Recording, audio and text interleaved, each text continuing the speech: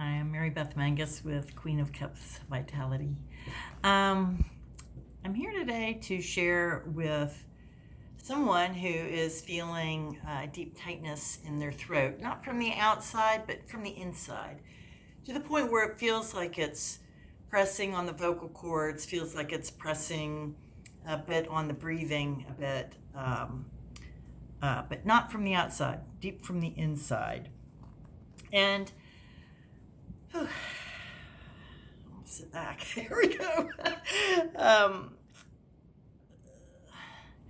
So what you're going to find whenever I'm sharing anything is, in the end, we humans have a lot we have to face, right? And so realize when I'm saying things that, hey, I'm in there with you. Okay, so there's no criticism in this, because you in particular could take this as criticism because you feel potentially like you're in a situation that you can't get out of, like you feel oppressed, and that, so much so that it's hard to believe you ever could get out of it. You feel like everybody else has the control over you, and that you don't have control over yourself. And what that's creating is a deep, deep exhaustion. And we're going to talk about how that is. So that deep, deep exhaustion actually comes from the expended energy that is used by you in trying to either please the world or tell the world how great you are, or try to show the world finally, so that you'll finally get what you're seeking. What you're seeking is from outside, and to give you the ending of the book, that never works. So your past, unfortunately, there was some ideas of believing that somehow you weren't enough. And so you started to believe the outside world. There's the outside world, the collective consciousness, we could call it, everything on the outside. And that outside then forms our ego, essentially. That's what our ego is filled with. And then there's the true inner you, okay? It was wonderful, by the way. And so you felt a conflict early on in life with that. You felt yourself, your true self, and here's the outer world telling you you're not good enough, right? And so at some point you started to believe that, the outside world. And then guess what happened? It became your inside world too. So then, your ego became that. And so what ended up happening, you started to expend a lot of energy by trying to be the best at everything, or the worst, somehow making yourself stand out, okay? And then claiming credit for it, but never really feeling good for others' success, right? Because you felt like everybody else had it, but you didn't. And why didn't you? And so that's a hard feeling.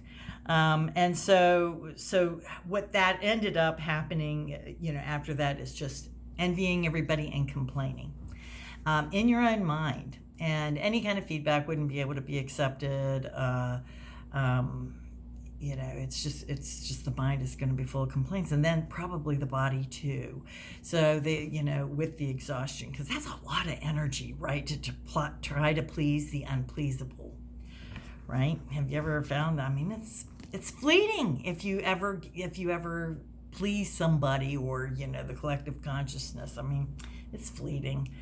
So the present right now is, there is a turning happening, which is great. But for you, it feels kind of like you're in the rain in a storm and you're never going to get out of it, right? But here's the thing, right? It's almost like winter, thunderstorm. Winter is always followed by spring. And a thunderstorm, the sun comes out. But what is happening, because of the way that your mind has been trained, is that you just see the rain, or you just see the barren trees and the cold ground, right? So some of the beauty of life has been harder to see. And a lot of that is because your mind is so hard on itself, right? It's so hard on itself because it's acting like the collective consciousness outside of it. And the problem is that's created emotions in you, fear, envy, whatever the emotions are that really don't feel good, anger at yourself, anger at others, complaining of others, being mad at others. That just ends up feeding on itself. It just feeds and just gets bigger and bigger and bigger. That's taking your energy. It's exhausting.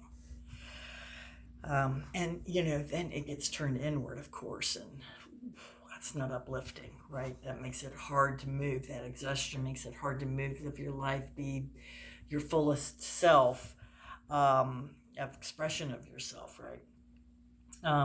It also makes it hard to forgive and let go and all that, because at some point you might want to be right about it. That, of course, never works. Getting right, just being right usually and leads to misery, believe it or not. You get a temporary victory, but you always have to be right. You might live a life of misery just to be right about something. So that's no fun. So what is your way out? You do have a way out, which is really cool. If you don't get swept away in those motions, if you decide, hey, I've got to start to take charge, I'm not going to get swept away in those motions, you have two ways out. One is the same, they're one and the same, but we use them as two words. One is forgiveness, which means to untie yourself from, and detachment, untie yourself from. Okay, so it's not indifference. It's not I forgive you, but I don't forget, and all that kind of stuff. It's none of that stuff. It's like literally saying, "Hey, I am no longer going to be believing everything that the collective consciousness has taught me, and then now is in my head." And I believe you have to start to say, I've got to become aware of what I'm telling myself. Right? So that usually requires, if we're going to detach, sometimes that requires a sword. Me, I put myself in as a 5-year-old in a cowgirl suit with cowboy boots and a little hat. It had a little cap gun because I always wanted my brother's cap gun. And I would pop the bubbles with a cap gun, right? The bubbles of the thoughts going by, right? In the end, what you're saying is, I don't believe you anymore. You know what? Good try. You're lying to me, so you're going to start going to your inner truth, right? Not to this outer lie that you're being told or have been told and still probably are, if you're still looking at the media a lot or, just think of all the places that have programmed your mind. And so from there, your future is still going to be a slippery slope.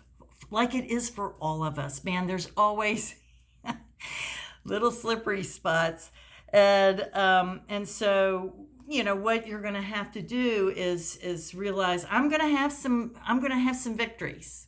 I am. I'm going to have moments where I was awake and I didn't believe the falsehood that I was telling myself. The ego was telling me, right?